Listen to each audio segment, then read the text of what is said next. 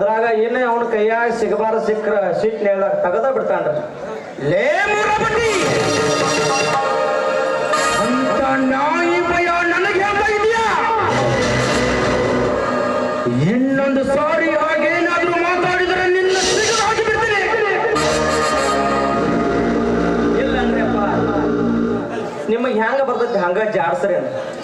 ಹಾ ಹಾಗಾದ್ರೆ ಸುಮ್ಮನೆ ಬಾ, ನಮ್ಮನ್ಯಾರು ನೋಡಿಲ್ಲ. ಇದೇ ಸಮಯದಲ್ಲಿ ತೋಟದ ಕಡೆ ಹೋಗಿ ಸುತ್ತಾಡಿಕೊಂಡು ಬರೋಣ. ಯಾಕೋ ನನ್ನ ಎಡಗಣ್ಣು ತುಂಬಾ ಹಾರ್ತಾ ಇದೆ. ಕೆಲಸ ಆದ್ರೂ ಆಗಬಹುದು ಮೊರಬಟ್ಟೆ. ಸರ ಎಡಗನ ಹಾರ ಆಯ್ತು ಅಂದ್ರೆ ಗಿಂಡಿ ಕಾಣಲ್ಲ ರೀ. ಹೋಗೋಣ ನಡ್ರಿ.